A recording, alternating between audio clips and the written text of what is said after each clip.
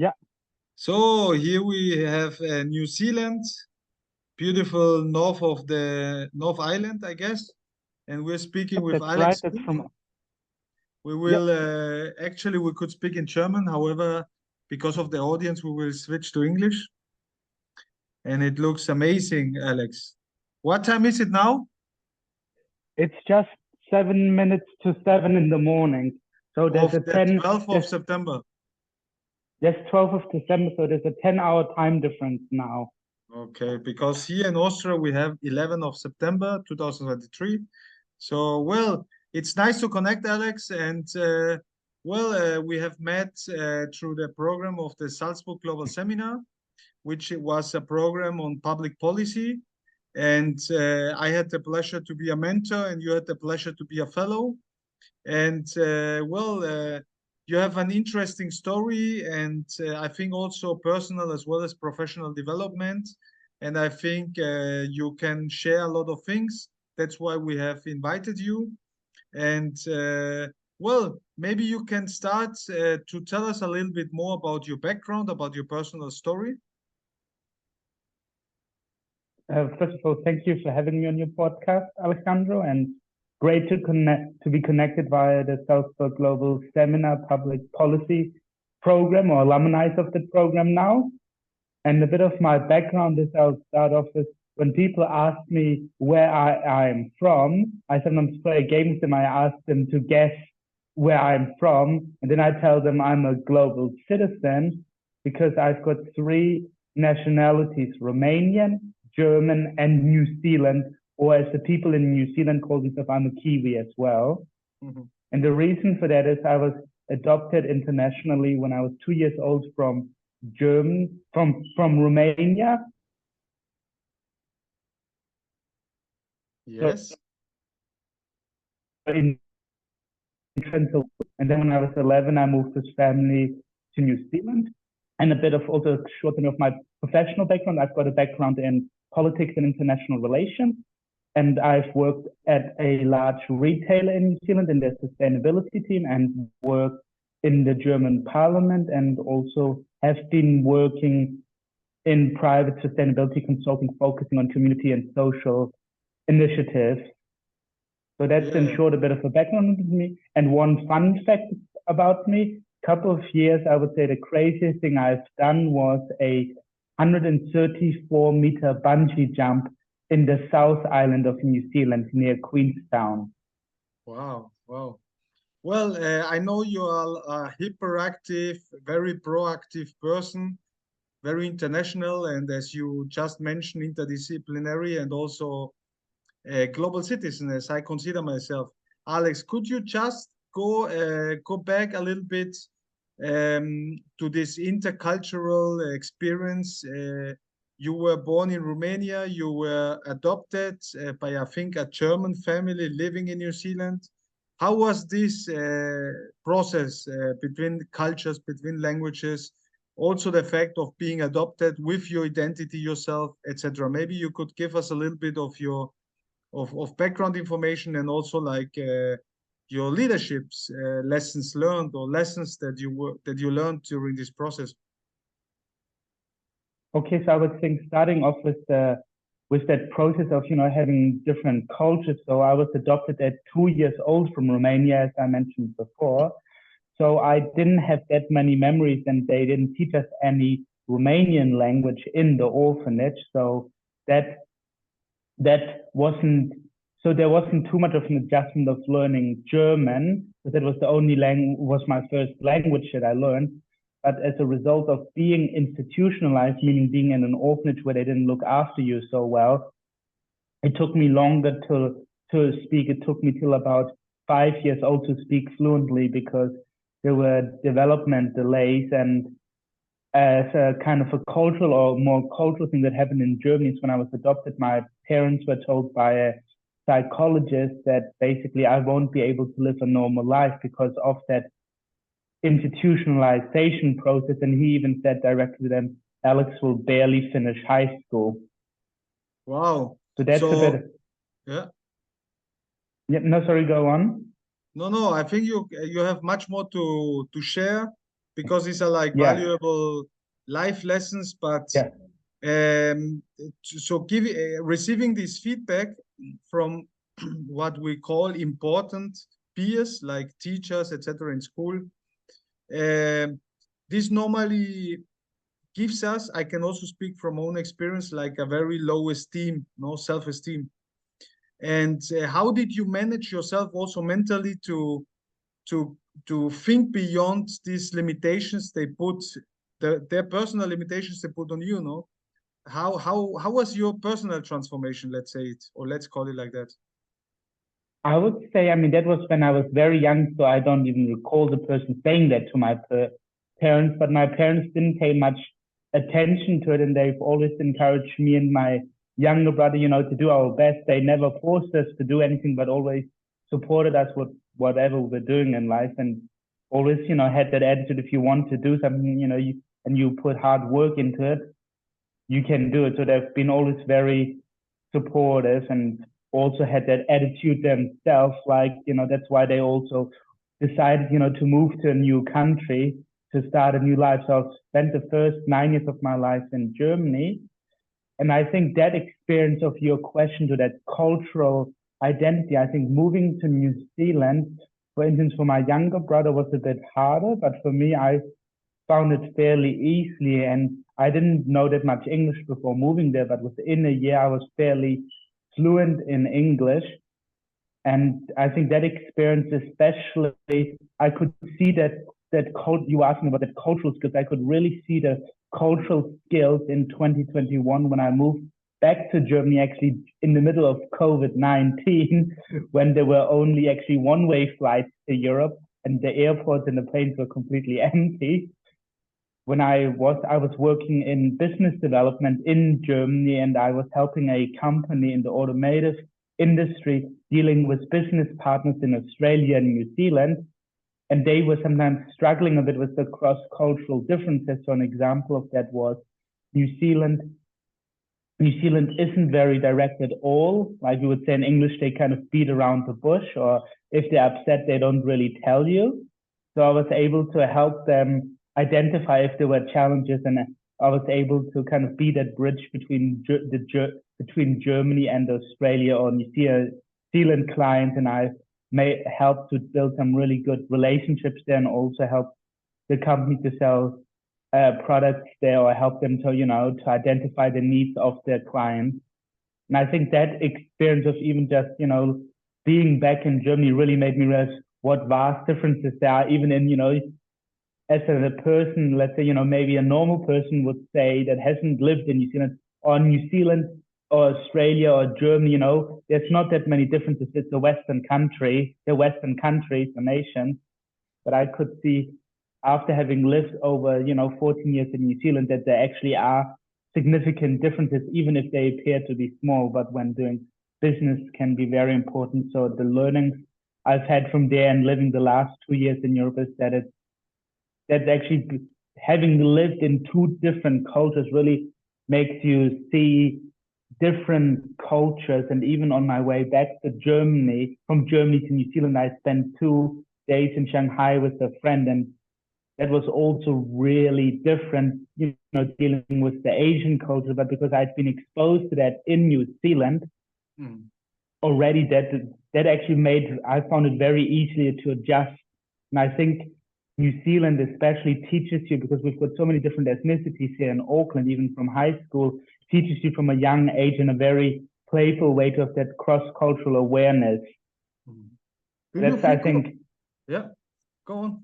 So I think in summary, in terms of your questions, so what are my, first of all, cultural identity lessons? I think it's important to know who you are as a person, but then also to see where you are in terms of culturally and how you interact with other cultures, and to just have that sensitivity. So an example of that is in New Zealand, when we have Christmas, we have, we've got about 7 different nations celebrating Christmas as family, friends, and things. And yeah, that's really, really, enriched our lives.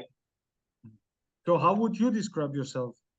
Going these 2 questions you mentioned, how would you respond to them?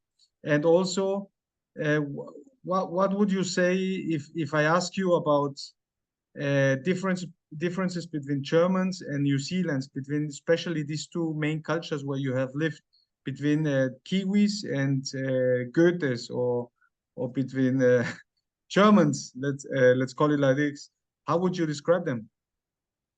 So I think to your first question, how I would describe myself, well, I state that I'm a global citizen, but then I would also say I would say I'm a German, Kiwi, Romanian, and I would say it in that way because I would still say in terms of identity, my German identity would, if you would have to rank it, even though I don't like doing it, if you'd rank it, my German identity is the strongest, and then the New Zealand identity, and then Romanian because of kind of just that limited interaction I've had with Romania in terms of living there, even though over the years I've, built strong ties to Romania. And I actually was about a month ago, and but more months ago now in July, I was in Romania and visited friends there and went to a conference there. So I've still got ties there, but just that depth of connection, if I'm honest, is deeper with, say, Germany or New Zealand because I've just spent more time there. Mm. And then to your second question, what's the differences between Kiwis or New Zealanders and Germans? Some fundamental differences are in attitude. So in Germany, traditionally, being punctual is very important, where New Zealand Kiwis have a more relaxed attitude. We've got a saying in New Zealand where people say, "Oh, she'll be all right," like a bit of a carefree attitude. In New Zealand, there's a saying or like a slang term where people say, "Oh, she'll be all right, mate." Ah,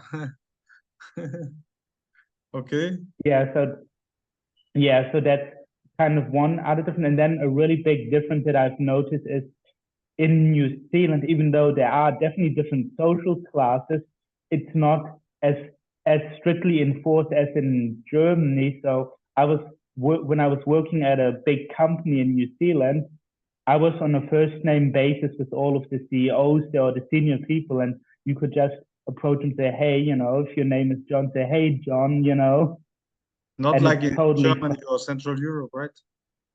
Yeah. So there definitely wasn't that class divide in terms of that hierarchical divide, and that's why I say I really like that aspect, and I try to take some of that back to me when I was in Germany, and I just tried to, even though if I'd met, let's say, senior people somewhere, I would treat them with respect, but I wouldn't make such a big deal out of it like some other people did. And I found doing that in a still cultural sensitive way allowed me to sometimes build better relationships with people related to them on a human level first.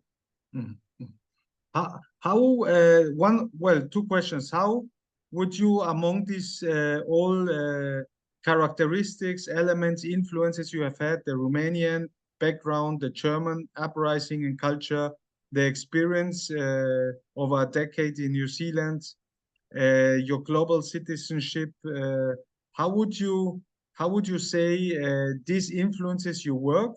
What are your aspirations for the future as you are very young? And especially, how do you feed this curiosity? Because you are very active. You have told us a little bit about your academic and professional background, but I know you have done many other things, etc. So for many people, this is an issue, not only during COVID, but like this monotony, lack of interest, lack of active participation in the professional as well as in the personal life. They're not proactive, but rather waiting for the state to resolve something, for the parents, for the wife, for the husband to do something. How do you nurture this? Well, I would say in terms of, let's say, I think to your first question, how I nurture, like that curiosity. So for instance, I always, enjoy, yes, it's very important. I think how I nurture that is, kind of organically. So when I was working last year for the German government, I did a fellowship where I got to know people from 49 different countries. So I nurtured it that way by just interacting with people from different comes just in an organic way. And that was really eye-opening to learn about places like the Balkans and the challenges there in the different countries. And then after the program, I visited my old roommate who was from Albania and visited the north of Albania. And that was really eye-opening. With programs like that, you get access, to cultures that you otherwise wouldn't interact normally, because normally, let's say people taking Albania, for an example, normally people would have these kind of stereotypes about Albania, but I felt so welcomed and was just, in an organic way, interacting with it. Or even on my way back to New Zealand, I visited an old university friend in Shanghai, and that way got a small glimpse into a bit of what China can be like. And I think those kind of organic experiences really challenge you, because they challenge certain, stereotypes that you have. Like I had a bit of a stereotype going to Shanghai. Oh, it probably will be quite, a bit dirty, not because people don't take care, but because it's just such a big city. And I've experienced that in Berlin, but it was so clean and I felt so safe. So it was just, really, I think a really good experience to challenge myself. And I even told that to my friend. We openly talked about those kind of stereotype views that people might have. But then in other ways, how I've engaged in this curiosity. So in the past, I've done a course, I've done a course on global citizenship, actually by the British Council for 3 days, where you learn basics and then went into depth about cross-cultural competences and awareness. And that was very, very interesting. But I think the best way to learn about the cultural differences, my favorite way, is to just naturally engage with people. And even at university, I was lucky to get a scholarship for a non-profit organization to spend 2 weeks in Nepal. And that was very eye-opening and was such a different culture to be exposed to. And then kind of how I use that experience, those different experiences in my work is, I would say when I was doing work, let's say policy work, I can look at things from a different perspective. So when I was doing work in the German parliament, I was helping an MP with development policy. I also then offered them, look, I can compare what is, the similarities and differences between New Zealand foreign policy and, where there is shared value. And then I also helped them to build stronger relationships with the New Zealand embassy. So that's how I've used that kind of cross-cultural awareness to build relationships. I was really lucky, even in my second week in Berlin. After 2 weeks, we got already a call at the MP's office that the ambassador wanted to talk to me and arrange a meeting with us and my MP. Wow. So that's, I think, how I've implemented in practical ways. And moving forward, I want to, use that experience professionally to foster relations between especially Germany and New Zealand in the sustainability or, other just spaces, and use those networks that I've established in Europe and that I have in New Zealand or in this region. So sometimes because of just the physical distance, but also sometimes cultural differences, sometimes there's maybe, people are not aware that there's opportunities, or they're like, oh, how do I go in that space? Like New Zealand companies might say, how do I go into the European market? Because it's so bureaucratic and complicated. So I think that's where I see myself in the future as a connector. And I've already been doing that organically, but also intentionally. Well, yeah, connector between different worlds, different cultures, different languages, because of course you speak German, English fluently. So how would you say also about public policy, because you have worked also on this as a consultant? The Salzburg Global Seminar was also about this. Why is that interesting for you? And also, especially the sustainability side, not only on a professional, but also on a personal level. This would be, I think, a big question. I think the big question starting off with it, I think that topic is of interest to me because of my background, my professional background, but also my personal background. And I think especially coming back now to Salzburg Global Seminar, the topic was especially the focus on the seminar that we attended last year was on that diversity. And I think, first of all, going quickly back there, we had a really interesting experience where part of the program was we had to come up with a thought leadership piece together as a group. And I thought, this is going to be fairly easy, but it was really, being honest, really challenging at the beginning because everyone had such different views. And, we had some very, discussions, and it was quite intense. We managed it, but it was a real challenge because everyone had such different, not only professional, opinions, but also lived experiences. And those lived experiences then inform people's professional views and, best practices, because what you and I might think is best practice, somebody else with a different experience would say, no, this is the best practice. And in public policy, even though some people say, from that experience and other experiences, there isn't, let's say, a golden rule. But I think what that exercise taught us, and we, didn't have as much time as maybe, people would professionally, because it was all jammed into a week and we only had a couple of hours to go through everything, was that diverse experiences can, lead to really diverse perspectives, but if that is put together in the right way and collaborated in the correct way, it can lead to some very interesting perspectives and new outlooks on public policy that includes more diverse perspectives. And I think that's something that I feel like I've been doing in all my work to try and bring in different perspectives and challenge the status quo where it's relevant and adds value. Because I think also from that experiences, and I think sometimes that I'm not a fan of just challenging something, but I think you also have to, if you challenge something, you have to provide an alternative practical solution that adds value, because anybody can criticize something. Totally. And then in terms of, and then also with sustainability, I think it's just because of my lived experiences and just how, the work, how I started out in it in New Zealand, I've really developed a passion, especially for the social side of sustainability, like community and youth development, and especially, in the stakeholder engagement process, in simple words, helping connecting people or different organizations together, but also engaging with different organizations or people to get their perspectives on things, because that's a big area where organizations, they think, oh, we know all the answers for all our stakeholders, but sometimes when you speak with the stakeholders, they no, we actually really have these kind of needs or concerns.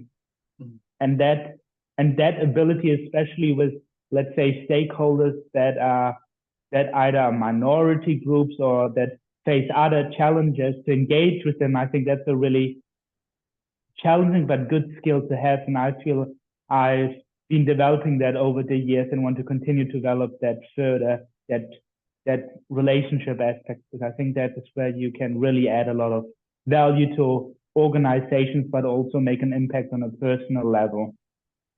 How would you say from your strategy mind, how would you say, can you get the persons as well as organizations? I don't know if it's the same for you, but how can you get them on the boat of focusing on sustainability, doing more as citizens, as public figures, as NGOs, as politicians, as entrepreneurs? How can you convince them? Maybe there's a different approach or different approaches, but from your experience, working on this issue also as consultant, to invest more, to know more, to inform yourself more, how do you deal with these issues? Not only New Zealand, because you also worked in Germany or European Union. Right? Yes. So I didn't work in the European Union. I worked for the German Parliament. I think, and I would say a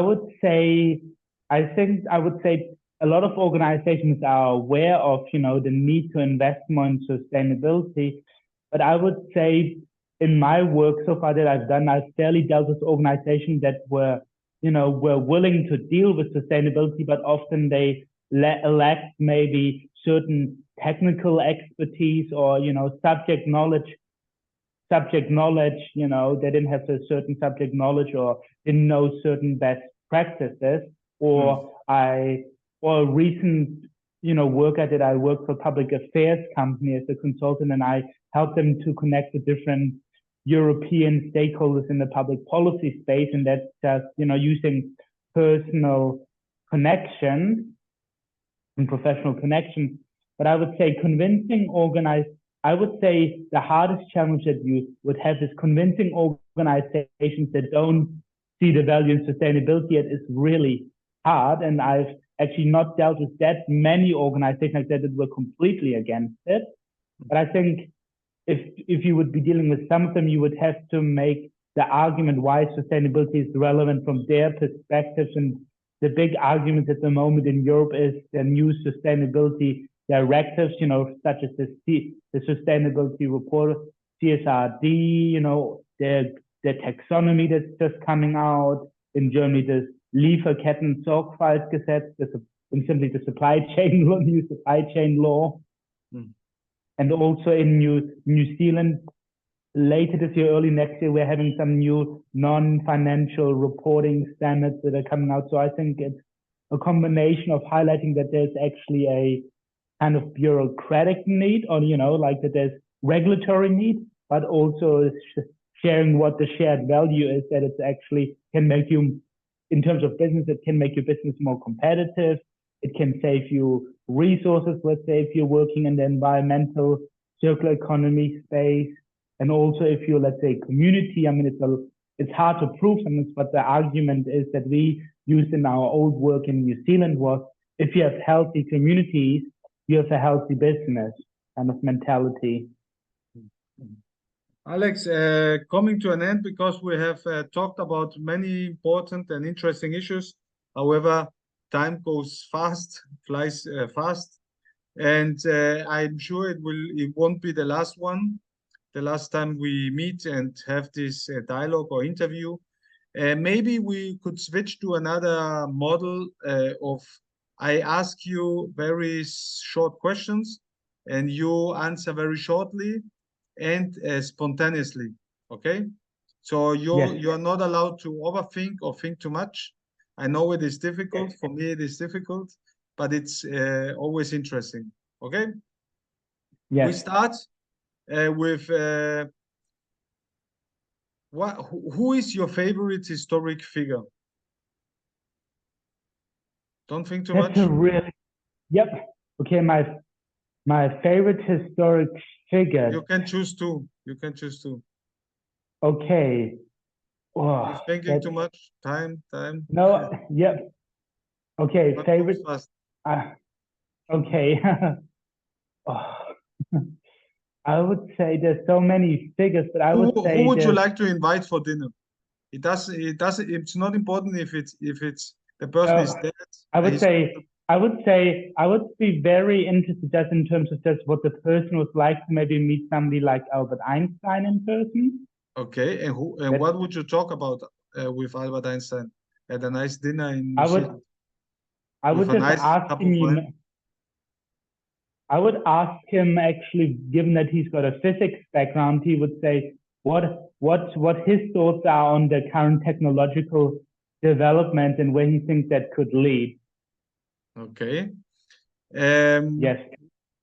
You have also traveled so much. What are your top 3 destinations you think from a sustainability background, sustainability policy, public policies, we can learn a lot and could lead us a little bit the way, because in many countries or cultures, as you know, it is not really like a priority. I would say, even though I've traveled a lot, I was not always very long in certain places, but a place and I was just in the countryside, so I can't speak to their sustainability practices that I saw, but it was Norway. It's just a really beautiful country, but I know in terms of research that they've got very good public policy. So just very simply, they've got very good approaches to circular economy and also to public policy in terms of, looking after the people, investing in the people. Mm. But I would also say, people criticize or say, Norway has it easy because they have that sovereign wealth fund from their oil, which isn't also very sustainable. But I would say everyone highlights the Scandinavian countries. But I would say countries that people in Europe might not so much know about, but I would say in terms of, let's say, consumption or just a lifestyle, the Pacific Islands, I would say people can learn from something there. I've been to Rarotonga now twice, and it's a very beautiful island that hasn't been impacted so much by tourism, let's say, like some other islands like Fiji. And I think just from how people are living there, I mean, yeah, some people might say they've also got a lower standard of living, but in terms of consumption there or, in other places, I think you can really learn from that. Because in terms of, I would say the biggest issue with the world not being sustainable is overconsumption. Short answers, Alex. Yep, they practice it. What was the best advice you received? The best advice I received. Not overthinking and short. Yep. The best advice I think I received. The best advice I received was in New Zealand from a business leader saying that business is ultimately about relationship and building trust.